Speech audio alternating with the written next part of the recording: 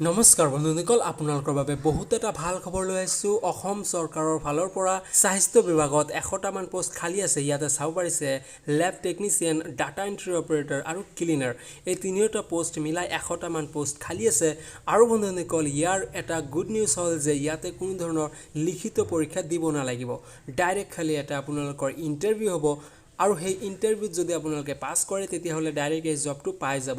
তেনেহ'লে আহক জানি লওঁ যে আপোনালোকৰ এডুকেশ্যন কোৱালিফিকেশ্যন, এজ লিমিট আৰু আপোনালোকৰ চেলেৰি কিমান হ'ব আৰু ইণ্টাৰভিউখন ক'ত হ'ব। সব বন্ধুসকল, ভিডিঅ'টো প্ৰথমৰ পৰা শেষ লৈ চাই থাকিব, তেনেহ'লে সকলোবোৰ বুজি পাব। তেনেহ'লে আহক ভিডিঅ'টো আৰম্ভ কৰোঁ। তো বন্ধুসকল, প্ৰথমতে আপোনালোকক কৈ দিওঁ যে আপোনালোকৰ ইণ্টাৰভিউখন হ'ব 3 তাৰিখ 5 মাহ 2021, মানে 3 মে'ত আপোনালোকৰ ইণ্টাৰভিউখন হ'ব। আৰু বন্ধুসকল, আপোনালোকে যদি কোকৰাঝাৰৰ পৰা বিলংগিং কৰে তেতিয়াহ'লে আপোনালোকৰ বহুতো ভাল হ'ব, কিয়নো এই পোষ্টবিলাক কোকৰাঝাৰৰে হয়। ঠিক আছে। প্ৰথম যিটো পোষ্ট আছে ইয়াতে লেবৰেটৰী টেকনিচিয়ান, ইয়াতে পোষ্ট খালী আছে আপোনালোকৰ বাবে 25টামান পোষ্ট খালী আছে। আৰু বন্ধুসকল, আপোনালোকৰ এডুকেশ্যনেল কোৱালিফিকেশ্যন আৰু এক্সপিৰিয়েঞ্চ লাগিব। হায়াৰ ছেকেণ্ডেৰী পাছ হ'ব লাগিব ছায়েন্সত, আৰু আপোনালোকৰ 1 বছৰৰ ডিপ্ল'মা থাকিব লাগিব মেডিকেল লেবৰেটৰী আৰু টেকন'লজি। আৰু আপোনালোকৰ বয়সৰ সময়সীমা 18 বয়সৰ পৰা 40 বছৰ হ'ব লাগিব। ঠিক আছে। আৰু বন্ধুসকল, আপোনালোকৰ চেলেৰিটো হ'ব 16,500 টকা। ঠিক আছে। তাৰপিছত পোষ্টটো আছে ডাটা এণ্ট্ৰি অপাৰেটৰ, ইয়াতে পোষ্ট খালী আছে 40টামান, ভালেমান পোষ্ট খালী আছে 40টা।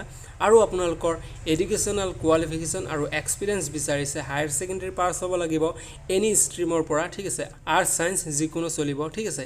আৰু ইয়াতে ডিপ্ল'মা নাইবা কম্পিউটাৰ চাৰ্টিফিকেট লাগিব গভৰ্ণমেণ্ট ইনষ্টিটিউটৰ। ঠিক আছে। আৰু বন্ধুসকল, আপোনালোকৰ বয়সৰ সময়সীমাটো 40 বছৰ দিছে ইয়াতে। আৰু আপোনালোকৰ চেলেৰিটো হ'ব 11,500 টকামান। আৰু ক্লিনাৰৰ পোষ্টটোত 35টামান পোষ্ট খালী আছে। আৰু এডুকেশ্যনেল কোৱালিফিকেশ্যন আৰু এক্সপিৰিয়েঞ্চ 8 পাছ হ'লে হ'ব। আৰু হস্পিটেলত যদি কাম কৰি থাকে তেনেহ'লে আৰু ভাল হ'ব। তো বন্ধুসকল, এই পোষ্টকেইটা যদি আপোনালোকক ভাল লাগে তেনেহ'লে নিশ্চয় আপোনালোকে সেই ইণ্টাৰভিউখন দিবলৈ যাব। আৰু মই আশা কৰোঁ আপোনালোকৰ সেই ইণ্টাৰভিউখন ভালে হ'ব। ঠিক আছে।